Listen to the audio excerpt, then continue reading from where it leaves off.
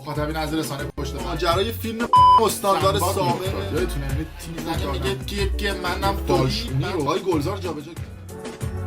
درود به مخاطبین عزیز، بنده امین فردین به همراه تیمم بار دیگه با یک برنامه پشت پرده دیگه با شما هستیم. امیدوارم که هر کجا این کره خاکی که هستید و صدا و تصویر من رو می‌بینید و می‌شنوید حال دلتون خوب باشه. امروز قصد که در برنامه پشت پرده 9 تا از چهره‌های ورزشی ایرانی رو قشنگ بشوریم بذاریم کنار، به خاطر اینکه این 9 نفری که گوشه تصویر می‌بینید اومده بودن توی صدا و سیمای ایران و مردم معترضی که اعتراض داشتن به گرانی، به فقر، به بیکاری، به هزاران مشکل و اعتراضشون اومدن کف خیابون‌ها علنی کردن، به اونها گفتن اغتشاشگر. حالا ما قصده که در برنامه پشت پرده این 9 نفر رو قشنگ بشوریم بذاریم کنار و برای شما افشاشون بکنیم که یاد بگیرن به مردم کشورشون، به همونایی که همین پشمکا رو معروف کردن و کردن سلبریتی، احترام بذارن. هرچند چند نفر که توی این تصویر هستن مثل ضیا عربشاهی و نمیدونم چند تا دیگه شون، خب به حال تو دوران فوتبالیشون به جایی نرسیدن، گفتن الان بریم یه چند نفر رو بمالیم، یه تیمی بهمون بدن، یه باشگاهی بهمون بدن، یه جایی برسیم. تو دوران فوتبالشون که کلا خیلی از این افرادی که میبینید توی تصویر هیچی نشدن، ولی در مالوندن بهشون میتونیم ما دکترا بدیم.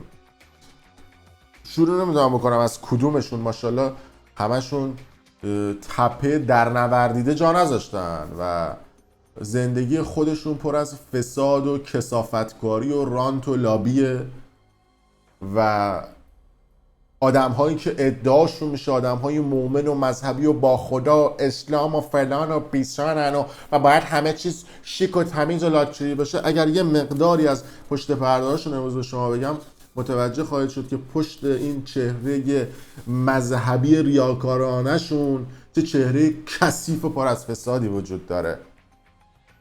اما پیش از این چون کسی جرئت نمیکرد راجع به اینا صحبت بکنه، یه عده بمالشون هم میومدن میگفتن آبروی مؤمن و فلان و بیسار و بهمان، اون کلمه آبروی و مؤمن رو برای خودشون میکردن سنگر رو، میگفتن که هر کثافتکاری بکنیم کسی کارمون نداره. اگه کسی هم اومد حرف زد بهش میگیم زر نزن آبروی مؤمن و فلان و اینا. میتونستن تا قبل از برنامه پشت پرده و قبل از این چند سال گذشته که ما راجع به این سلبریتی ها افشاگری میکنیم هر کثافتکاری بکنن. اما وقتی ما که اومدیم دیگه کفشاشون رو جفت کردن، یه چیزای دیگه شون هم جفت کردن. نمیدونم از کدومشون شروع کنم، بذار تو لیست نگاه بکنم. از این چهره فکر کنم بالتر باشه. محمد ورزگر، بازیکن سابق باشگاه پرسپولیس که موقعی که تو باشگاه پرسپولیس بازی میکرد رفت با یه دختر پولدار، بذار قشنگ تصویرش هم بذاریم بغل که ببینید، رفت با یه دختر پولدار توی گیشا ازدواج کرد که دختر از این مولتی میلیاردر بود. اکثر این فوتبالیستا، حالا چون فوتبالیستا رو یه چند ساله به پول خوردن، ولی اکثرشون آدمایی بودن که چتر این دختر میشدن، اینو تیغ بزنن، بیشتر سلبریتی ها اونو بدوشن، از معروفیتشون برای این سو استفاده بکنن، برای اون استفاده بکنن. الان من برای ما فاز روشنفکری و کلاس بالا و اینا میگن تو تلویزیون میگن که مردم معترضی که توی خیابونا هستن اغتشاشگرن. محمد ورزگر پدر خانوم سابقش، بعد بگم چون انقدر کثافتکاری کرد خانومش ازش جدا شد، پدر خانوم سابقش برایش یه دونه پیتزا فروشی میزنه و مدیریت پیتزا فروشی رو میده دست این آقا محمد و اونجا رو میکنه پاتوق دخترها و نمیدونم با چند تا دختر میپرید و چت و فلان و بیسان و بهمان.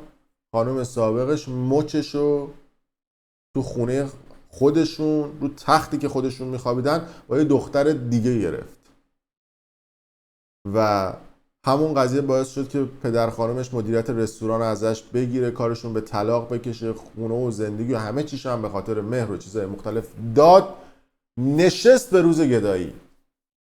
و بعد از اون هم میدونید کی کمکش کرد؟ 2 نفر آدم بودن که بهش کمک کردن. همین علی کریمی که اینها میان بهش توهین میکنن و یه شخص دیگه به اسم ناصر عباسی که آدمی بود که یه مقداری هم یه مقدار کوچولوی مولتی میلیاردره و کمک کرد به این محمد ورزیگر. بابا شما دیگه چقدر آدمای چش سفیدی هستین، حداقل کسی که دستتون رو تو روزای سختی و تنگ دستی و بی پولی گرفت به همون آدم هم توهین میکنید و اون آدم رو لیدر اون آدمای دیگه قرار میدید و میگید که اون لیدر آدمای اغتشاشگر بوده. بابا دیگه شما چه آدمایی هست؟ آیا محمد ورزگر رفت با مهرانه معین ترابی که اون موقع خانه سبز اینا هم بازی میکرد، برویی هم داشت و الان هم انشالله زنده باشنش، با ایشون دوست شد و همزمان که با مهرانه معین ترابی بودیم محمد ورزگر کرکوپر خیلی هم ریخ باشه این خبره با چند تا دختر دیگه هم میپلکید. اما اون موقعی که توی پرسپولیس بود سرمربی پرسپولیس وینگو بگوویچ بود. یه مهمونی میگیرن، بیشتر بازیکنای پرسپولیس هم بودن، مثل تو همون موقع حمید استیلی و نمیدونم میتونم ساشا ایلیشو مثال بزنم براتون، همین محمد برزگر، پژمان جمشیدی، نمیدونم حمید استیلی، خیلی های دیگه بودن. یه مهمونی گرفته بودن و اونجا وینگو بگوویچ معروف به وینگو از دوست دختر محمد ورزگر خوشش میاد. بهش میگه که من از این دختره خوشم اومد، اینا میگه با اونم ما با هم رابطمون عمیق و فلان، اینا میگه اینه یه شب بذار با من باشه، من یه کاری میکنم تو فیکس تیم ملی بشی. ببینید چه کثافتکاریایی تو فوتبال هستا. اینایی که من دارم بهتون میگم 90% فوتبالی‌ها اینا رو میدونن ها، دهنو بستن، چون توف سرباله اگه بخوان اینا رو بیان بگن آبروی خودشون تو اون فساد فوتبال میره، میگن چقدر فوتبال کثیفه. خلاصه دعوا میشه بین محمد ورزگر با وینگو بگوویچ که میاد میذارتش روی نیمکت سر دختربازی، سر دختر میذارتش روی نیمکت. ببینید چقدر فوتبال ما گل و بلبله که نشون به اون نشون. تو همون مهمونی ساشا ایلیچ با 2 تا دختر میخواست بره، انقدر مست بوده که در خروج با در توالت اشتباه میگیره و اشتباه میره تو توالت، میگن سلطان راه این ورا برو از این ور. یعنی همشون توی مواد و پواد و این صحبت ها هستن که بعد از اون هم میره، فکر کنم سال 1384 بود که وینگو بگوویچ میاد و خیلی ها رو اخراج میکنه. میتونم اشاره بکنم به این خبر که اردیبهشت ماه سال 83 وینگو بگوویچ در آخرین روزهای حضورش در پرسپولیس حکم اخراج 7 بازیکن رو صادر کرد که به اعتقاد او برای پرسپولیس مفید نبودند. حمید استیلی، کریم باقری، حسن خان محمدی، رضا جباری، محمد ورزگر و پژمان جمشیدی. راجع به هر کدوم اینا بخوام بگم فکر کنم یه برنامه یه ساعته میشه راجع بهشون صحبت کرد که دلیل فنی نبود، دلیل اون مهمونی و مهمونی‌های بعدش بود که دوست داشت که یه سری خوشگل مشکل‌ها و اینا به سمتش پاسکاری بشن و برن سمتش. این از آقای محمد ورزگر که اومده بود تو تلویزیون و مردم اغتشاشگر می‌دونست. می‌دونید به خاطر اینکه بسیاری از این فوتبالیستا الان به یه پول و نون و نوایی رسیدن و مشکل اجاره خونه ندارن، مشکل خورد و خوراک ندارن، نمیتونن بفهمن و درک بکنن که خانواده‌ای شاید آخرین باری که گوشت خورده ازش شاید 1-2 سال گذشته، چون بسیاری از اینها به خاطر معروفیتشون به مفتخوری عادت کردن، میرن تو رستوران‌ها و جای مختلف و مفتی غذا میخورن و نمیتونن اصلا بفهمن، قابل درک براشون نیست که مردم ندارن بخورن، پول ندارن برای خودشون لباس بخرن، پول ندارن برای خودشون مسافرت برن. چند وقتی پیش ما شاهد بودیم دیگه، بازیکن‌های استقلال اومده رفتن جشن تولد گرفته بودن واسه خودشون، توی کمپ تیم ملی بازیکن رفتن واسه خودشون جشن تولد گرفته بودن، اصلا به یه ورشون هم نبود. اینکه مردم عزادارن، مردم داغ‌دن، مردم پول ندارن، مشکل فقر و بیکاری تو اون مملکت بیداد میکنه. خط فقر توی اون جامعه شده 18 میلیون. با پدر من که 30 سال تو مملکت کار میکرده بازنشسته است و باید اون مملکت، مثلا پدر خودم مثال میزنم، بعد از 30 سال خدمات بده به اون آدم هایی که تو اون مملکت زحمت کشیدن. پدرم حقوقش بگوید چقدره؟ نمیگه حالا چقدر، اما زیر خط فقر اعلام شده ایناست، خیلی زیر خط فقر ایناست. بعد از 30 سال کار کردن همه جای جهان، طرف بعد از 30 سال که کار میکنه بازنشسته میشه، حقوق خوب داره، مسافرت میره، اما تو ایران همچنان مردم تا آخرین روز زندگیشون دغدغه و هزار تا مشکلات دارن، دغدغه دارن که جهاز بچه‌شون رو کجا جور بکنن. اینا میفهمن این چیزا رو، فوتبالیستا، که اون پدری که شرمنده زن و بچه‌شه واسه جهاز و خرج زندگی و پول دانشگاه و چیزهای دیگه، میتونن بفهمن، عمرن اگه بفهمن. بریم نفر بعدی. نمیدونم کدومش رو برای شما مثال بزنم. نیما نکیسایی که این روزا هم خیلی تو فضای مجازی یعنی یه جور، ببین بعضی وقتا هست شما یه ریز میمالی میری، خب یه پست و مقامی تو مملکت بگیری، بعضی وقتا بعضیشون هستن دیگه امالوندن گذشته قشنگ میذارن تو دهن، مثل آب نبات مک میزنن. نمونهش همین نیما نکیسا که دوستان اومدن گفته بودن که فرق علی کریمی با نیما نکیسا اینه که علی کریمی دیپلم داره، نیما نکیسا دکترا داره. پس به این نتیجه میرسیم که شعور ربطی به سواد نداره. همین نیما نکیسا بچه اکباتان تهران که خیلی ها میشناسنش، کلن اگر خونش آتیش بزنن، یعنی فندک بزنن تو خونش آتیش میگیره، به خاطر اینکه انقدر الکل مصرف میکنه. خب تو اکباتان معذرت مواظب است توهین بهشون نیست، اما لقبی که بهش دادن میمون الکلی بوده، انقدر الکل میخورده. همین آدمی که میاد میگه که بعد حجاب باشه و اینا، برای کسی فیلم میگه یادش میره خودش اومد فیلم عروسی خودش رو پخش کرد، خب که بگه که من آدم لاکچری ام. 15-16 سال پیش خیلی ها یادشونه اون زمان. فوتبالش که گذاشت کنار، پدرش تا جایی که من میدونم یه دونه فرش فروشی داره و بوکسور بوده. فوتبالش که میذاره کنار، انقدر درگیر مواد و مشروب و اینا میشه، رفیقاش میدونم. پدرت چند بار ترکت داد آیا نیما نکیسو؟ خوشی زده بود زیر دلت دیگه، رفت بودی خواننده شده بودی، آخرین بار که با کوک گرفتنت پدرت رفت پیش کی سفارش کرد که آزادت کردن؟ کراش پرستو صالحی هم بود. جالب بدونید که اصلا میمرد واسه پرستو صالحی. یه دونه خونه مجردی هم داشت توی سعادت آباد، 1000 تا کثافتکاری میکرد. البته نیما نکیسا به خاطر اینکه انقدر درگیر مواد شده بود، بهش میگفتن که اصلا کلا آنتن مانتنش کلا، یعنی این اگه ما آنتن در نظر بگیریم، مال نیما نکیسا کلا داون بود.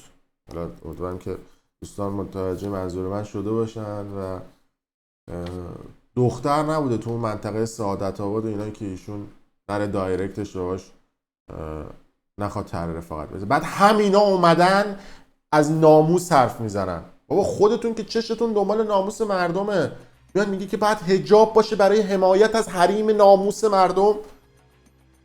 ولک خلوله به قول این عربا. خودتون فازتون چیه؟ خودتون که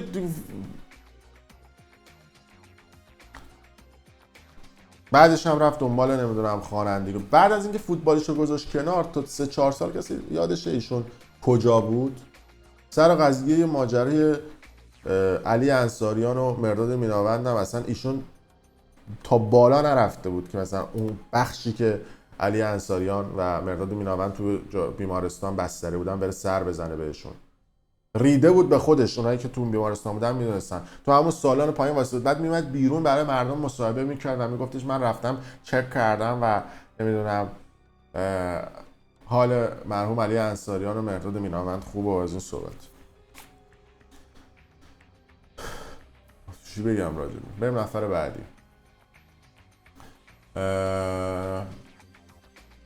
کیو بهتون بگم؟ خدا بزرگم. مهدی امیرآبادی اینجا نوشتم جلو دستمه. بله، مهدی امیرآبادی هم یکی از اون 9 نفر به چیز بود، ببخشید، از اون 9 نفری بود که اومده بود صحبت کرده بود و مردم اغتشاشگر نامیده بود و به هر حال به نوعی به مردم توهین کرده بود. آیا مهدی امیرآبادی خدایی دیگه از تو بعیده، بچه تیر دوقلو تهران، محله تیر دوقلو که میدونی چرا میگم بعیده از مهدی امیرآبادی؟ به خاطر اینکه بابا خودش آدمی بوده که توی خانواده‌ای بزرگ شده بوده که فقر رو چشیده بوده، بیپولی و مشکلات رو چشیده بوده. مادرش از اون آدمای زحمتکشی بوده که سبزی سرخ میکرده و میفروخته. بابا مادرت تو رو اینجوری بزرگ کرده بوده، به جای اینکه به تلویزیون و مردم اغتشاشگر بدونی، برو تو همون محله‌ای که توش بزرگ شدی از همون مردم بپرس که چرا آمدن تو خیابون. بهشون بگو آیا شما اغتشاشگرید؟ آیا که نه، بهشون بگو شما اغتشاشگری، ببین همونجا 9 ماه دیگه تو رو میکنن دوتا یا نه از جنس خودت. یه خط روندم داشت که ماشاءالله نگم براتون 6 تا 3 تو خطش بود دیگه، 3 یعنی خیلی از دخترها ماشاءالله شماره تلفنت هم حفظ دادن، تویی که ناموس میکنی و میگی حجاب وجود داره. موقعی که استقلال تو کورس قهرمانی بود و فولاد خوزستان هم تو کورس قهرمانی بود، رفته بود شمال تو خونه دریا، دختر مختر با خودشون برده بودن و دختره گفته بود که نظرت چیه راجع به این که این خاطراتیه که 4-5 نفرشون میدونن، یکی از همون 4-5 نفرشون به من گفت با 4-5 تا از این فوتبالیست‌ها رفته بودن شمال. بهش دختره گفته بود که این بازی اگه استقلال ببازه تو کورس قهرمانی با فولاد قهرمانی از دست میدن. گفتم به یه ورم، من که بازی نمی‌کنم که قهرمان بشی یا نشه، خودت و عشق جون کی بریم تو اتاق حال کنیم. بابا اینا تو کف دخترن همشون، بعد حالا دارن میان از اون سیستم دفاع میکنن و ناموس میکنن. بازیکن فوتبال بوده که دوست دخترش پرسپولیسی بوده و شرط بندی میکرده و دختره بهش میگفته که اگه پنالتی شد بگو من میزنم و تو رو خدا بزن بیرون. تو داربی همچین اتفاقی افتاده که بازیکن فوتبال توپو زده بیرون. 100,000 نفر آدم مچل و الاف این آدمایی بودن که تو کف دختر بودن. بعد اینا دارن میان میگن دختر و فلان و بیسان و بهمان، با دوتا دختر میپرید و فلان. اینا زنگ میزده همین مهدی امیرآبادی، اصلا کلا لامصب اینا تخم و مالی تو خونشونه. عادل فردوسی پور اینا رو خیلی خوب میشناخت. زنگ میزدن به نزدیکای عادل فردوسی پور، به فردوسی میگفتن تو رو خدا به فردوسی پور بگو که این هفته اسم ما رو تو برنامهش بیاره، بگه غایب بزرگ استقلال مثلا تو این هفته فلانی بود. هم به شما میگم که مالوندن تو خون این افراد بوده. موقعی هم که تو تیم ملی بودی خب به هر حال شایعات زیادی بود دیگه راجع به دیگه و اینا. نمیدونم چرا سوگلی علی دایی بودی، حالا اینا هم بعداً خودت بیا توضیح بده. با حنیف عمرانزاده هم خونه میشه. خدا میدونه بعضی وقتا میذاره تو کاسه اینا دیگه. یه دونه دوست دختر داشته و حنیف و مهدی امیرآبادی که هم خونه بودن، حنیف میاد مخ دوست دختر اینو میزنه و نه این عکس رو میتونم براش بذارم. این خانومه که میبینید توی تصویر دوست دختر مهدی امیرآبادی بوده که حنیف میاد مخ دوست دختر مهدی امیرآبادی رو میزنه و کار به یه جایی میکشه که میره ازدواج هم باش میکنه که سید مهدی رحمتی که دوست صمیمی حنیف عمرانزاده هم بوده میاد و چند سالی قهر میکنه با حنیف. اینو قبلا توی یکی از ویدیوهام هم گفته بودم که برنامه رو کامل دنبال کرده باشید میتونید ببینید. یا بگو آقای مهدی امیرآبادی شما چرا اصلا با حنیف قهر کردی و اینا. بعدش همین مهدی امیرآبادی رفت با بهنام ابوالقاسم پور تر رفاقت ریخت، بازیکن سابق پرسپولیس که الان تو شهرداری تهرانه و کل هزینه‌های قبر و سنگ قبر و نمیدونم کفن و دفن علی انصاریان و مرداد میناوند و بهنام ابوالقاسمپور و شهرداری و دوستان بهنام ابوالقاسمپور تقبل کردن و پرداخت کردن. برای همین بود که حتی یکی دو ماه پیش بود بهنام ابوالقاسمپور اومد گفت من حاضرم با ننه علی یعنی مادر علی انصاریان مناظره بکنم و بیام بگم آقا چون پول این کفن و دفن رو نمیای بدی. و اصلا پرسپولیسیای سابق که رفیقای علی انصاریان بودن سر همین اصلا از خانواده علی انصاریان شاکیه. خلاصه با چاپلوسی و فلان اینا با رفاقت با بهنام ابوالقاسمپور میاد میره تو تربیت بدنی شهرداری، میشه کاربند تربیت بدنی شهرداری که با قالیباف و اینا هم چون قالیباف هم استقلالیه یه رفاقتی میکنه و از قالیباف جایزه میگیره از این صحبت ها که همین آدم زیرا و هم بازی‌های سابقش رو هم زده بوده. میتونم یه مثالش رو برای شما بزنم. تو زیرا به فراد مجیدی رو زده بود، میگفت فراد مجیدی دوپینگ میکرده به ما هم دوپینگ میداده، دارو دوپینگی و اینا. یعنی میخوام بگم ذات این آدما این تیپیه خودشون. برسیم به نفر بعدی که این چهره هادی شکوری که قبلا فکر کنم راجع به ایشون صحبت کرده بودم، ماجرای نمیدونم گول زدن یه دختر این صحبت‌ها. اما همین هادی شکوری موقعی که تو قطر بازی میکرد همبازی علی کریمی بود و همخونه علی کریمی بود تو قطر. چقدر علی کریمی دستتو گرفت و موقعی که میخواست بره ایران 4 روز مرخصی پلن میکرد، روزهای مختلف با دخترای مختلف، بعد 4 روز به زنش خبر میداد که من اومدم ایران. 4 روز زنش رو میپیچون. اینایی که ناموس میکنن خودتون زن و بچه‌تون رو میپیچونید. بعد میگن نمیدونم بقیه اغتشاشگرن و فلان و بیسان. این جدیدن هم الان هم یه پاتوق داره اول میدون نوبانیا کوچه دوم. را خیلی بخوای دیتیل بدم پلاکش هم میتونم بگم همین اینا با بچهای 27 ساله میره اونجا هر هفته پارتی و مشروب و دختربازی و اینا که این بچه‌ها براش نمیدونم دختر جور میکنن و زنگ میزنه هر هفته میگه داداش این دختر جدید چی دارید به ما معرفی کنین اینا. اینم از هادی شکوری. برسیم به